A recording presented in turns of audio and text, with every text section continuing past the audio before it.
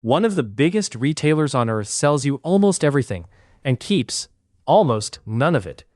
Something like 2 cents of profit on every dollar of merchandise it moves. That's not a bad year. That's the design. The products aren't where the money is. So where is it? The answer is sitting in your wallet. The membership card. That annual fee people pay just to walk through the door is where the real profit lives. In the most recent year reported, that fee made up around half of the company's total profit, sometimes well over half at other clubs. Renewal, roughly 9 in 10. The fee isn't a side hustle, it's the business. Here's the idea. Take that same dial and turn it all the way up. Not $65 a year for cheap groceries.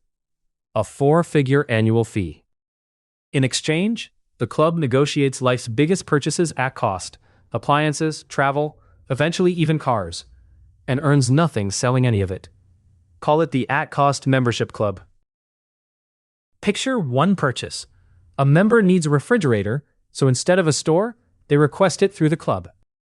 The club takes that request to the manufacturer, negotiates the same volume price a major retailer gets, hands over the invoice, no hidden markup.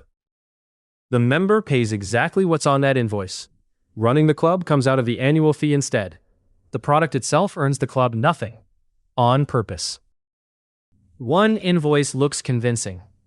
But could a member ever be sure every purchase gets priced the same honest way?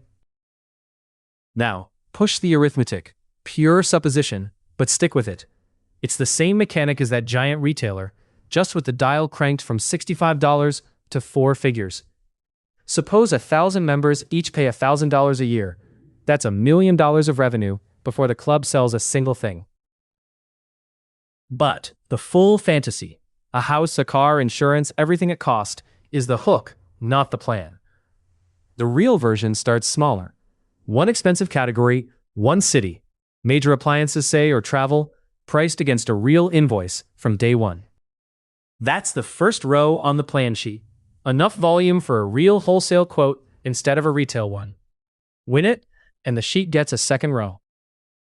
So, back to trust. How would anyone actually know at cost is real? The same way that fridge purchase worked. Show the invoice every time, no exceptions. A couple of startups already tried a version of this. Both eventually loosened the promise. Discounts instead of true cost, an optional fee instead of mandatory. A sign that discipline is the hard part. Then, the chicken and egg. No supplier hands a new club its best price without volume, and you can't get volume without the price.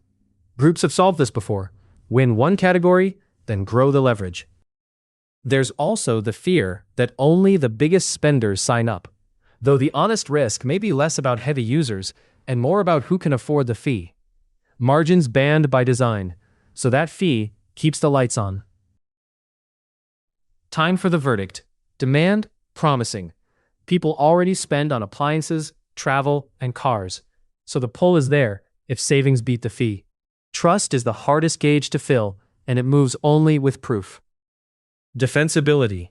Thin at first, then it compounds. Volume and a reputation for honesty are hard to copy. Overall, a mechanic that works at giant scale, turned up to where the discipline is the test. So, what would a club have to sell at cost before you'd pay $1,000 a year to join? Tell me the category you'd actually pay for.